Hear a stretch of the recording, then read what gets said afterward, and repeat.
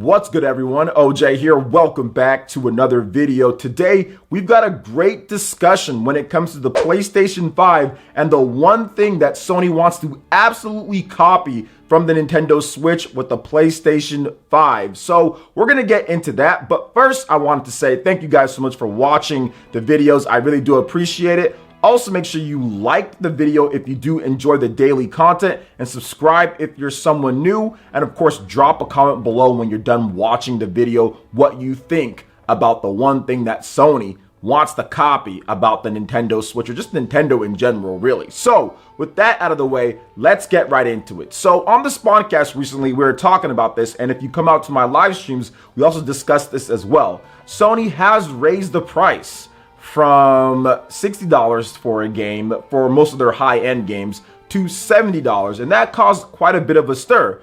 Now that the PlayStation 5 has been out for a number of months, people seem to be buying Demon's Souls. People seem to be buying the games that are $70. Pretty much Demon's Souls is the only game that people are really going out there and buying for $70, because there's all sorts of like cross-buy options for the other games like Assassin's Creed and stuff. So not every game is $70. Most games aren't.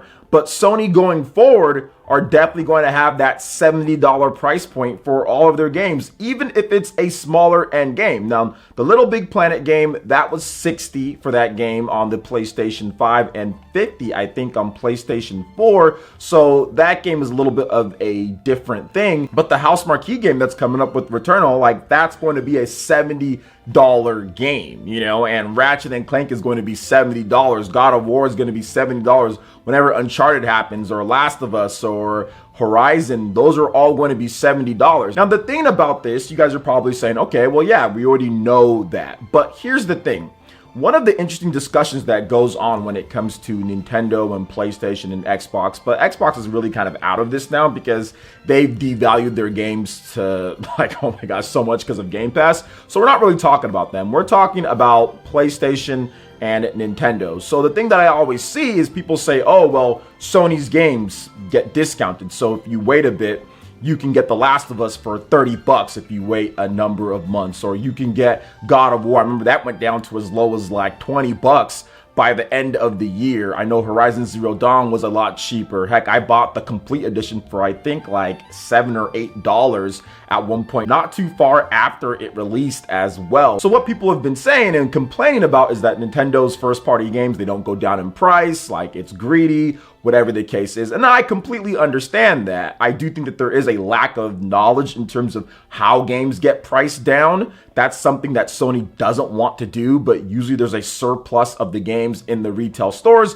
Therefore, the retailers have already purchased the game from Sony. So then therefore they lower the price so they can get more people into the doors and clear out the stock. And Sony is kind of somewhat forced to lower the price as well, because instead of buying it from those stores, they want people to buy it from PSN instead, because they'll make more money that way. So it's kind of like doubling up. But then you also want people to buy it from the PSN store. So that's kind of a thing, but I won't get too much into that. But looking at the PlayStation 5 and how Sony is positioning their games at this point, Sony wants to absolutely copy the Nintendo Switch when it comes to the value of their games. Sony wants to have that same mystique, and Sony wants to have that same length when it comes to how Nintendo's games are still $60 or barely discounted, or they discount them when they feel like it on certain like New Year's deals or stuff like that. But it's not just the retailers just drowning the price so much lower. I know, as somebody who's been in corporate meetings before, I've been part of Fortune 500 businesses,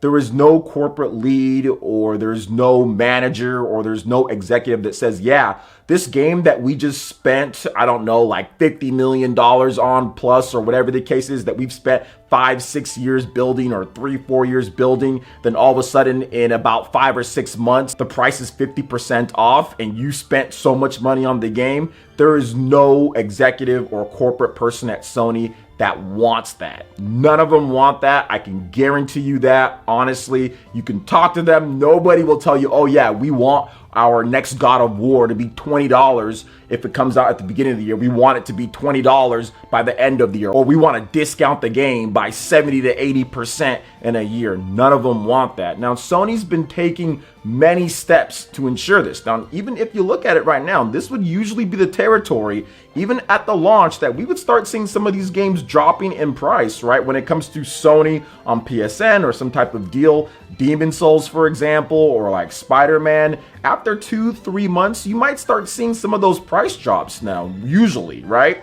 But that's not the case. That's not the case. Demon's Souls is still $70 on PSN. Miles Morales is still full price. Little Big Planet is still full price on the PSN stores. You're not seeing too many discounts either from retail stores as well. So it's one of those things that Sony is trying to hold it when it comes to the value of their games. I think the whole PlayStation Studios, the new boot up that they did, putting an emphasis on there, and also what they were telling their investors and what they've been saying through the media, they want to create that extreme value and pride and sense of accomplishment that Nintendo has with their first party. They want to replicate that and also kind of put that out there, ingrain that into the brains of their consumers that, hey, this is worth $70. And not only is it worth $70 not at this point, it's worth $70 5 months later or 6 months later or a year later. Sony wants no part of these games devaluing so much because they spend a lot of money on these games, and development costs, if not flatline, they're going to go up at this point, right? Games are definitely going to cost just as much as they cost on the PlayStation 4, if not even more, with the new technology of the PlayStation 5 and what it can do with the adaptive triggers and other stuff that they've been doing. So I don't think Sony wants to have the same thing to where you have a game at $70, then all of a sudden, 4 or 5 months later, it's going to be $30. I don't think Sony wants that. That's a lot of revenue that Sony's missing out on, and I think that Sony's going to do whatever they can to try to push the value of their games. Now, in 3 or 4 months, maybe I'm wrong on this one. I could be, but I'm just looking at it from what I've seen from previous generations and looking at my own business acumen when it comes to who I've worked for before in the past. And I'm looking at it and there's like no way Sony wants these things to be happening. And I'm also looking at what they've done with their studios and what they've said and how they kind of put that type of, hey, this is a PlayStation game no matter what. Like, if you look at a game like the Returnal game, right? Like $70 for that. I think in the past, Sony might have just discounted that more. But I think with this new sense of, hey, it's a first party game, we have to put this type of line on here in terms of things, I think that game all of a sudden jumps up to a $70 game because of how it looks. Even though content wise, or what you would expect, it might not be like a Ratchet and Clank or Uncharted and all that, they still want to put that out there that, hey, this type of game is going to be $70 going forward. These are the type of games that we're going to have. Now, there are a couple exceptions. Like I said, you have the Spider-Man Miles Morales, which is a little bit different because it's more of like an expansion kind of put out there. But you saw what they did with the Spider-Man game when it comes to Spider-Man Remastered, right? And what they did there, if you wanted remastered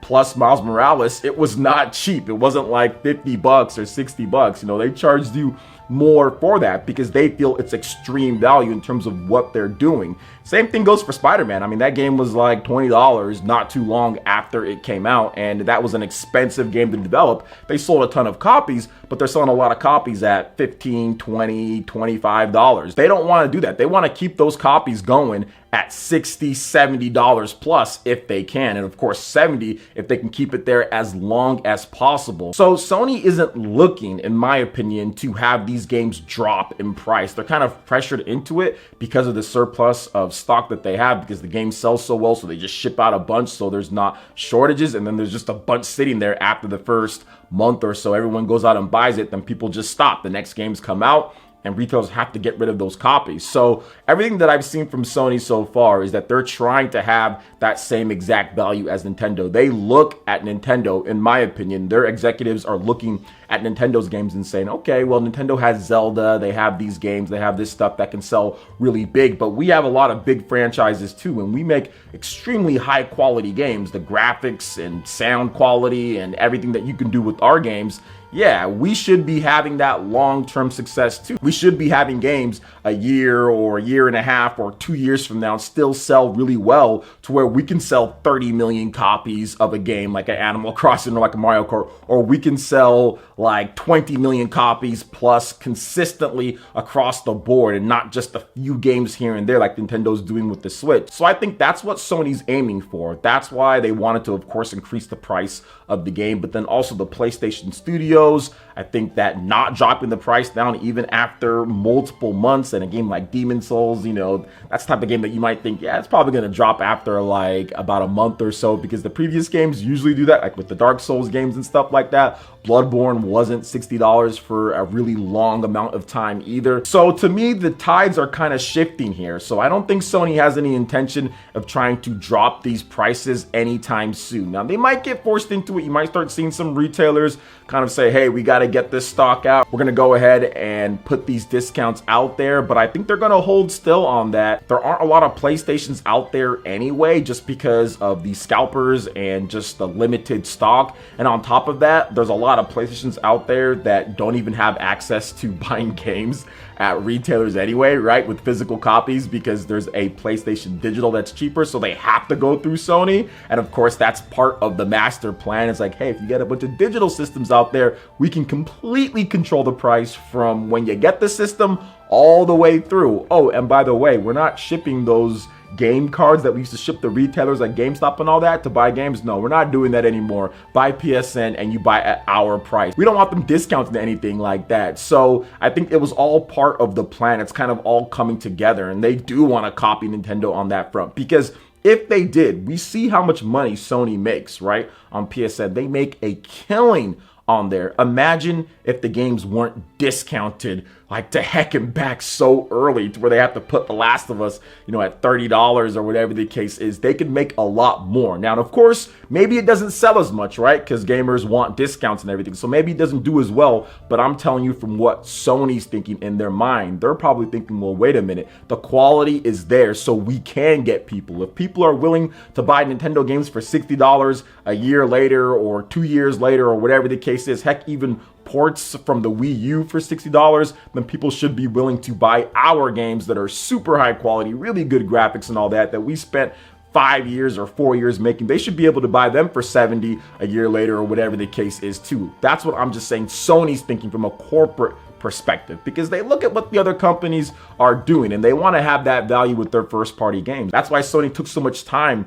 to emphasize the first party and to emphasize what they're doing with the PlayStation Studios and to bring that layer of quality in terms of what they talk about with PlayStation Studio games. Sony was even ready to charge $70 for Destruction All-Stars. You know, of course it got delayed, and then obviously people would have saw that the game wasn't very good and not bought it anyway, but they were ready to charge launch consumers that were just looking for games $70. Now it's been a little bit of time. People have kind of seen other games kind of come out, and obviously that game wouldn't have done well at $70, but they were definitely trying to fleece people at the beginning with that $70 price tag, because it's a PlayStation Studio game, right? That they see as, hey, we could have sold this for $70 at launch, but got delayed once again. But I think that it's very interesting, and I don't think it's a bad take. When I look at Sony's games and what they're trying to do from their perspective, hey man, that's not a bad take. They got to do what they need to do in order to get their business going or whatever the case is. What's going to be more interesting though is seeing how customers react if this does happen, right? Because I said I might be wrong on this,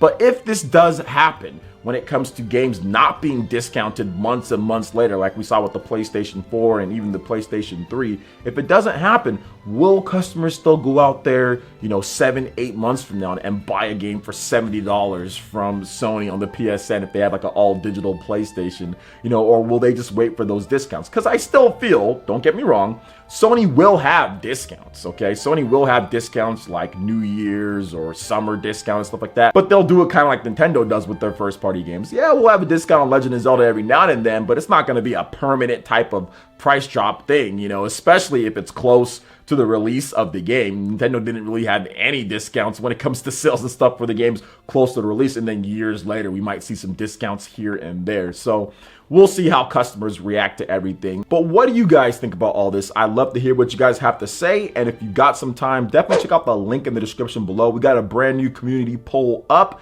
and multiple ones that you guys can vote on that I am actually making videos based off of. We've talked about various different Nintendo franchises, what you love the most and all that, and I've made videos based off of that. So you can help shape the content of PlayerEssence right here. All right, guys, that wraps it up for this video here. Check out the links in the description. We've got Twitter. Go and give us a follow on there. Stay up to date on all the latest gaming news and information. Also, make sure you like, comment, and subscribe, and share this video if you can. Thank you guys so much for watching. We'll catch you for the next one. Peace.